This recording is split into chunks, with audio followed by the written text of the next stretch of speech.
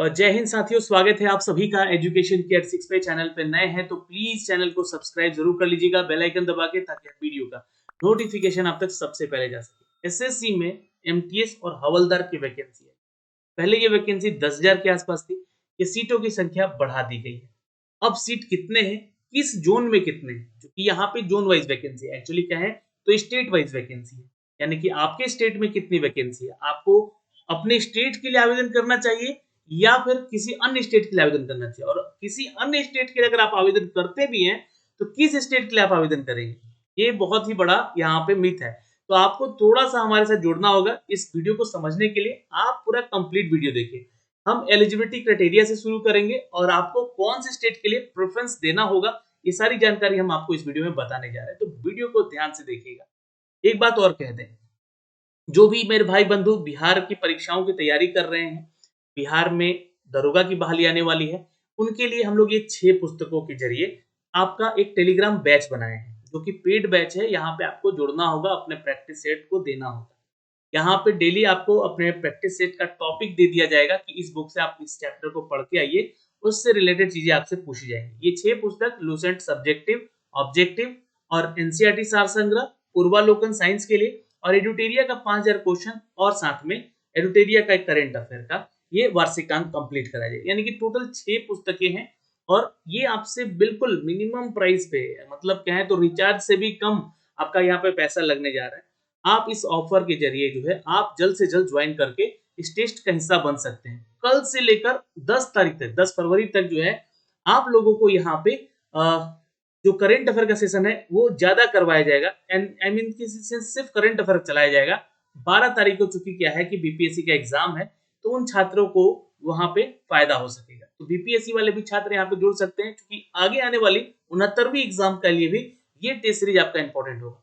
ये 3 महीने का टेस्ट सीरीज है, जहां पे आप ज्वाइन करके अपनी तैयारी को और मजबूत कर सकते हैं। इसके बाद जो है हम लोग बैच 2 स्टार्ट करेंगे जब, तो उसमें आपको मॉडरेट टू हाई लेवल पे लेके चलेंगे, जहां पे आपको ज्वाइन करना आपकी मजबूरी बन जाएगी, क्योंकि इतने अच्छे तरीके से आपको ये 3 महीने में सारी चीजें कंप्लीट कराई जाएगी कि आपको मजा आ जाएगा। बिल्कुल आपकी कोई डाउट यहाँ पे नहीं रहने दिया जाएगा। जल्द से जल्द जुड़ना कोशिश करें। ये नंबर दिख रहा है आपको स्क्रीन पे, यहाँ पे आप जो है अपना जाके पेमेंट कीजिए। पेमेंट करके जो है आप यहाँ पे हमारे स्क्रीनशॉट भेज सकते हैं व्हाट्सएप पे, वहां से आपको जोड़ दिया जाएगा। चलिए तो शुरुआत करते हैं आज के इस अपडेट का। सीधे लिए चलते हैं एसएससी के ऑफिशियल वेबसाइट पे। हम हैं एसएससी के ऑफिशियल वेबसाइट पे, जहां पे आपको एक चीज देखी होगी, 20 तारीख को ही ये टेंटेटिव वैकेंसीज के बारे में एक अपडेट दिया गया था। ये एमटीएस और हवलदार की वैकेंसी है। मैंने इस नोटिफिकेशन को यहाँ डाउनलोड कर रखा है, लेकिन ये समझने से पहले मैं आपको सारी जानकारी दे दूं। यहाँ पे कौन सा पोस्ट कितने से कितने साल के बीच का है और किस स्टेट में कितनी सीट हो चुकी है टोटल, अब उसका ये पूरा ब्यौरा है। पर इसके बारे में जानकारी आपको लास्ट में दिया जाएगा, ताकि आपको सारी जानकारी समझ में आ जाए। पहले तो आप इसके एलिजिबिलिटी क्राइटेरिया को समझने का कोशिश करें। अगर हम बात करें दोस्तों यहाँ पे एमटीएस के इस रिक्रूटमेंट को लेकर, तो यहाँ पे देखिएगा एमटीएस में जो वैकेंसी है यहाँ पे 11,994 हो चुका है, और ये 529 हो चुका है। ये 12,000 से भी ऊपर की वैकेंसी हो चुकी है अब, जो कि 10,000 की वैकेंसी आई हुई थी। 10वीं कक्षा पास छात्र आवेदन कर सकते हैं, किसी भी कैटेगरी से आते हैं, ये आप आवेदन बिल्कुल कीजिएगा। एज क्राइटेरिया जो है यहाँ पर एमटीएस का अलग है, हवलदार का अलग।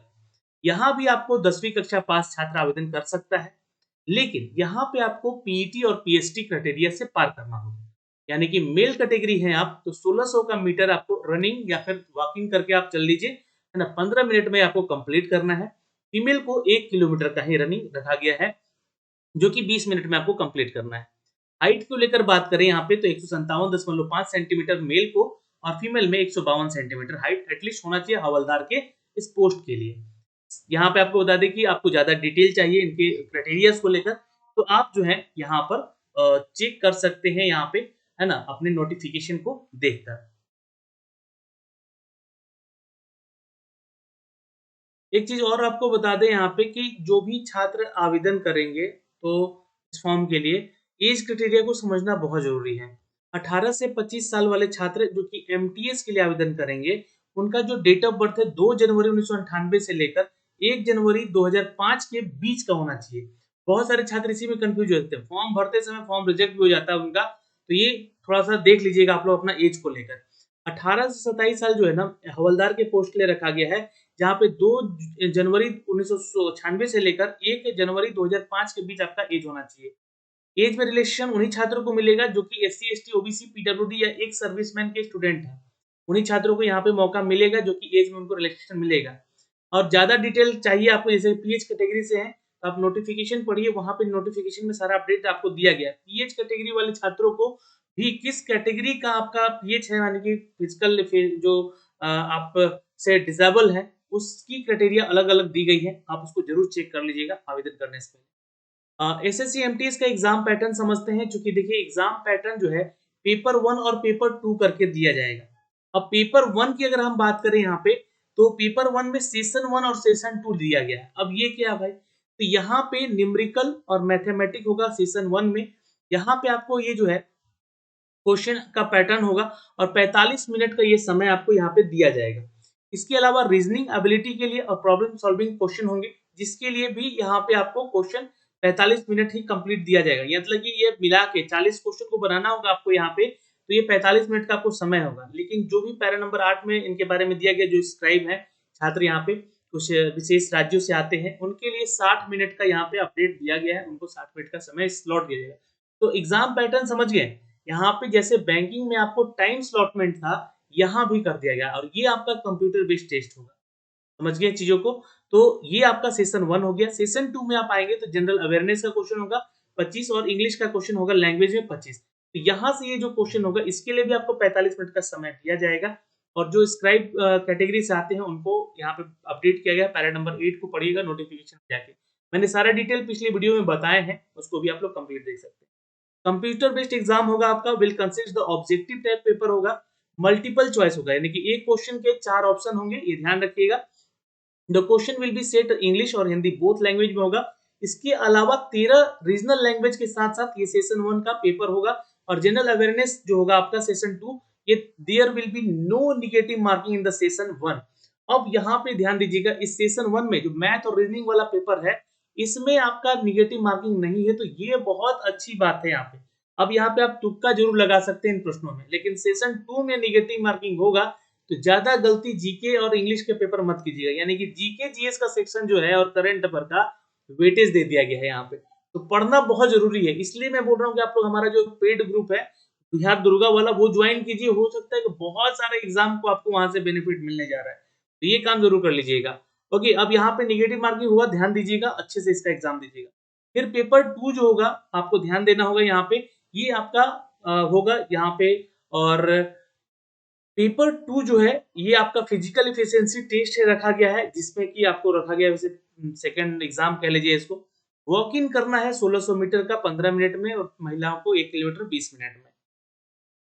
फिजिकल एफिशिएंसी के लिए आपका क्राइटेरिया हमने ऊपर बता दिया। चेस्ट कैटेगरी जो है सिर्फ पुरुषों का होगा, 81 सेंटीमीटर बिना फुलाए और एक्सपेंड करके 5 सेंटीमीटर का एक्सपेंशन होना चाहिए कम से कम, यानी कि 86 सेंटीमीटर होना चाहिए पुरुषों में। हाइट को 157.5 है, ध्यान रखिएगा। बाकी जो कैटेगरीज में आते हैं छात्र, अलग स्टेट से आते हैं, उनको 5 सेंटीमीटर का रिलैक्सेशन भी यहाँ पे दिया जाएगा। फीमेल के लिए 152 सेंटीमीटर है और इनका वेट रखा गया है कि 48 किलो का कम से कम होना चाहिए।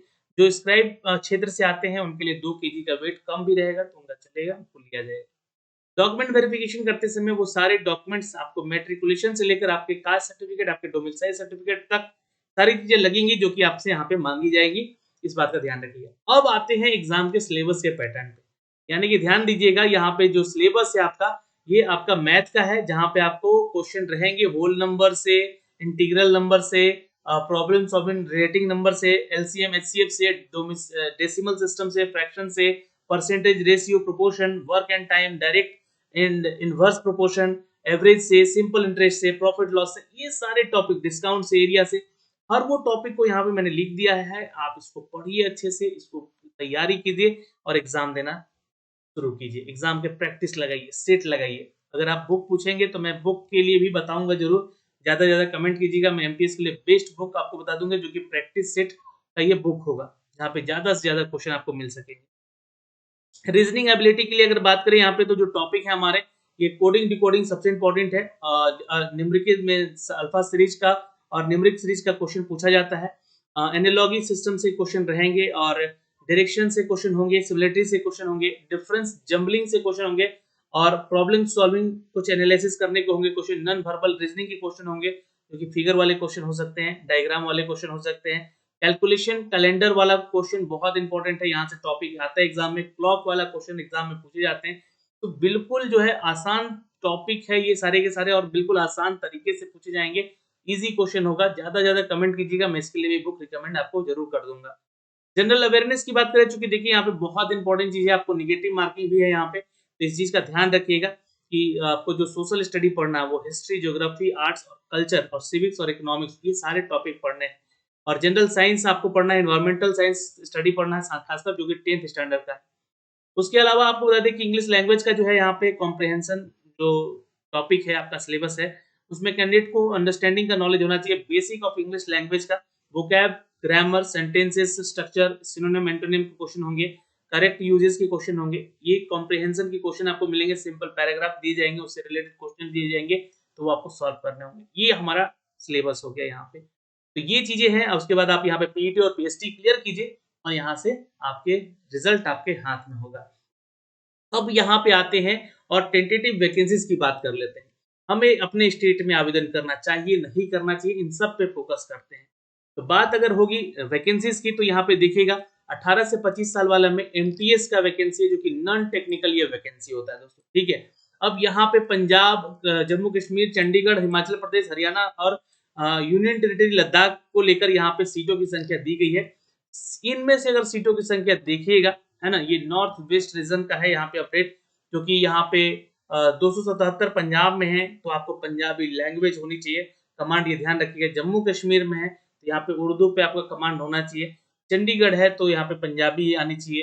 हिमाचल प्रदेश है तो यहाँ पे हिंदी आनी चाहिए। तो सीट कम है यहाँ पे, तो इसके लिए आप हिंदी वाले छात्र जो है आवेदन मत कीजिए। हरियाणा में 206 है, यहाँ पे भी पंजाबी बोली जाती है, तो इसको भी आप लोग स्किप कर सकते हैं। लेकिन अगर आप हैं दोस्तों हिंदी रीजन से और आप आवेदन करना चाहते हैं, तो दिल्ली के लिए पहला प्रेफरेंस दीजिएगा। जी हाँ, 2168 पदों की वैकेंसी यहाँ पे बम्पर वैकेंसी है, यहाँ पे हिंदी बोली जाती है। राजस्थान में वैसे सीट कम है, आवेदन मत कीजिएगा क्योंकि यहाँ पे भी हिंदी है, बट आपको हिंदी का सीट कम है। और उत्तराखंड में 501 सीट है, यहाँ पे आप प्रेफरेंस दे सकते हैं, लेकिन दूसरा प्रेफरेंस मत दीजिएगा, ठीक है। दिल्ली को पहला प्रेफरेंस दीजिएगा अगर आप अपने स्टेट में हिंदी रह चुके हैं जो आवेदन नहीं करना चाहते तो।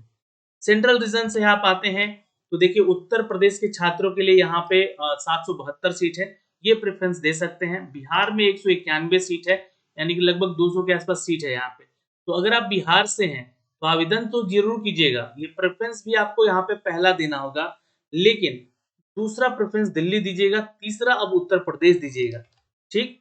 अब आते हैं, क्योंकि देखिए ये वेस्ट बंगाल है, यहाँ पे 454 सीट है, नहीं कीजिएगा, सिर्फ बंगाली छात्रों और असमीज छात्रों के लिए होगा। जो असम के छात्र हैं, है ना, जो बंगाली जानते हैं लोग उस क्षेत्र से हैं, वो लोग आवेदन कर सकते हैं। उड़िया में यहाँ पे उड़ीसा वाले जो छात्र है 43 सीट है, यहाँ पे छात्र सिर्फ उड़ीसा वाले आवेदन करेंगे, लेकिन उड़ीसा वाले छात्र अदर स्टेट में भी आवेदन कर सकते हैं। झारखंड के हैं तो 75 सीट है, मत जाइएगा आवेदन करने वहां पे, ठीक है, सीट बहुत कम है। और ये टोटल सीट यहाँ पे 579 है ईस्ट रीजन में। नॉर्थ ईस्ट रीजन की बात करें यहाँ पे तो असम है, अरुणाचल प्रदेश है, मणिपुर है, नागालैंड है, मेघालय है, मिजोरम है और त्रिपुरा है। यहाँ पे भी किसी में आप आवेदन मत कीजिएगा, ये मैं आपको पहले बता दूं। मध्य प्रदेश के लिए अगर मैं बात करूं यहाँ पे दोस्तों तो 239 सीट है, यहाँ पे आप चौथा प्रेफरेंस अपना दे सकते हैं। टोटल यहाँ पे 257 ही है। और वेस्ट रीजन की बात करें तो देखिए महाराष्ट्र के लिए आपको आवेदन करना होगा, बिल्कुल कर सकते हैं आप, वहां पे थोड़ा मराठी लैंग्वेज आपको ज्ञान होना चाहिए। गुजरात में है तो मत कीजिएगा, गोवा के लिए मत कीजिएगा, है ना। दादर नगर हवेली में तो कोई सीट ही नहीं है, तो यहाँ पे जो छात्र हैं बिल्कुल आवेदन मत कीजिएगा, प्रेफरेंस मत दीजिएगा अपने स्टेट को। दूसरे स्टेट के लिए आप आवेदन कर सकते हैं, क्योंकि गुजरात, महाराष्ट्र और गोवा वाले क्षेत्र में आप कीजिएगा आवेदन। जो साउथ रीजन में आते हैं छात्र, उनके लिए है यहाँ पे कि आंध्र प्रदेश, तेलंगाना और ये आपका तमिलनाडु, अलग अलग स्टेट से आप लोग जिस स्टेट से उसी स्टेट के लिए आप लोग आवेदन करेंगे। केकेआर के लिए आप अगर हम बात करें दोस्तों, यहाँ पे जो कि कर्नाटक का क्षेत्र होता है, केरल का क्षेत्र होता है, लक्षद्वीप का क्षेत्र होता है, ये हमारा है दोस्तों। तो ये ध्यान रखिएगा, इसके लिए लक्षद्वीप में कोई सीट नहीं है, तो यहाँ पे आवेदन बिल्कुल मत कीजिएगा अपने स्टेट में भी। लेकिन आप इन दो राज्यों में आवेदन जरूर कर लीजिएगा, आपको लैंग्वेज का प्रॉब्लम नहीं होगा, यहाँ पे आपको आवेदन करना चाहिए। अब यहाँ पे रीजन वाइज टोटल वैकेंसी देखिएगा तो यहाँ पे 9,329 ये एमटीएस के लिए वैकेंसी हो गई है। और यहाँ पे अगर देखिएगा टोटल वैकेंसी इन सभी रीजन जो कि 18 से 27 साल तक के लिए छात्रों का ये हवलदार वैकेंसीज के लिए है।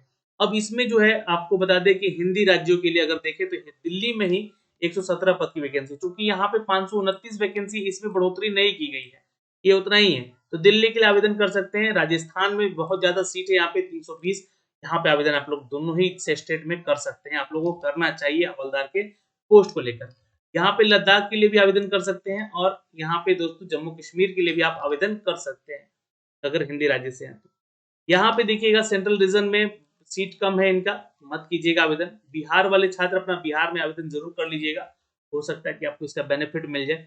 बाकी जो हिंदी राज्य है आप लोग देख लीजिएगा, यहाँ से सीटों की संख्या सब में लगभग वही है। तो आप लोग हवलदार के लिए जब आवेदन कीजिएगा तो मेरे ख्याल से आप अपने स्टेट के लिए आवेदन कर लीजिएगा, है ना। यहाँ पे टोटल सीट अगर नंबर ऑफ सीट देखिएगा कंप्लीट, तो ये जो है आकर यहाँ पे 12,553 हो गया है, जो कि आपका एज ग्रुप के तहत दिया गया। 18 से 25 वाले जो है एमटीएस के लिए छात्र, यहाँ पे 9,329 सीट है। एमटीएस एज ग्रुप 18 से 27 साल वालों के लिए 2665 सीट है। और हवलदार के सीट के लिए यहाँ पे दोस्तों 529 सीट रखी गई। तो ये 3 तरह की वैकेंसी है, एज ग्रुप को लेकर यहाँ पे अपडेट किया गया है। थोड़ा ध्यान से फॉर्म भरिएगा, है ना। 12,500 से भी ज्यादा पदों की ये वैकेंसी थी, जिसके बारे में मैंने आपको अपडेट किया। कौन से सीट के लिए कब आप कौन से प्रेफरेंस पहले देना ये भी बताया। ये जानकारी आपको सबसे पहले यहाँ से दी जा रही है, तो वीडियो को लाइक करें, शेयर करें, अपने दोस्तों के ग्रुप में इसको जरूर भेजें। धन्यवाद दोस्तों। अगर कोई भी आपका डाउट है तो आप कमेंट सेक्शन में कमेंट करके जरूर पूछ लीजिएगा। जय हिंद।